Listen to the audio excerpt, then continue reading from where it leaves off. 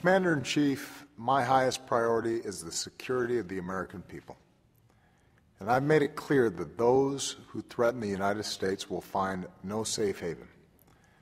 Thanks to our military and counterterrorism professionals, we took out Osama bin Laden, much of al-Qaeda's leadership in Afghanistan and Pakistan, and leaders of al-Qaeda affiliates in Yemen and Somalia.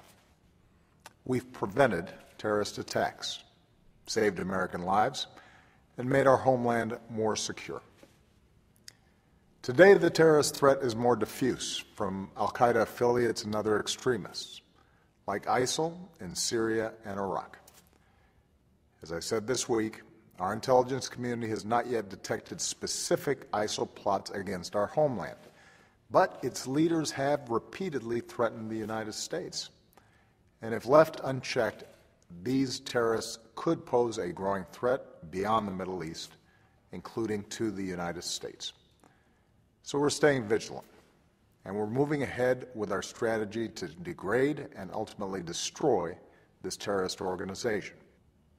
To meet a threat like this, we have to be smart. We have to use our power wisely, and we have to avoid the mistakes of the past. American military power is unmatched, but this can't be America's fight alone. And the best way to defeat a group like ISIL isn't by sending a large number of American combat forces to wage a ground war in the heart of the Middle East. That wouldn't serve our interests.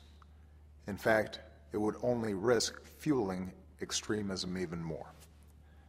What's needed now is a targeted, relentless counterterrorism campaign against ISIL that combines American air power, contributions from allies and partners, and more support to forces that are fighting these terrorists on the ground.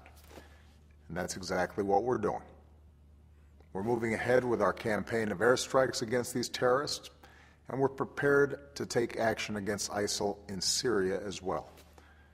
The additional American forces I've ordered to Iraq will help Iraqi and Kurdish forces with the training, intelligence, and equipment they need to take the fight to these terrorists on the ground. We're working with Congress to expand our efforts to train and equip the Syrian opposition. We'll continue to strengthen our defenses here at home, and we'll keep providing the humanitarian relief to help Iraqi civilians who have been driven from their homes and who remain in extreme danger.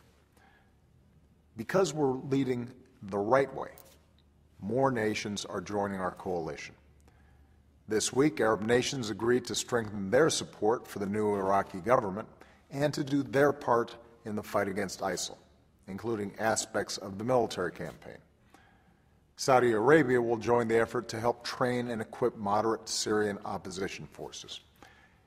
And retired Marine General John Allen, who during the Iraq War worked with Sunnis in Iraq as they fought to reclaim their communities from terrorists, will serve as our special envoy to help build and coordinate our growing coalition.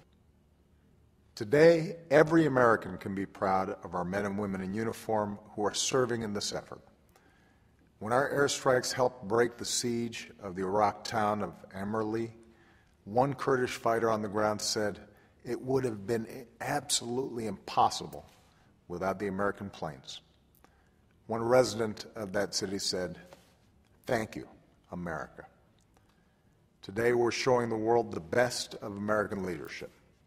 We will protect our people, we will stand with partners who defend their countries and rally other nations to meet a common threat.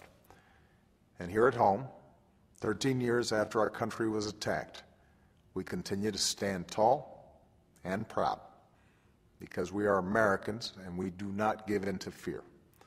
We carry on and we will never waver in the defense of the country that we love.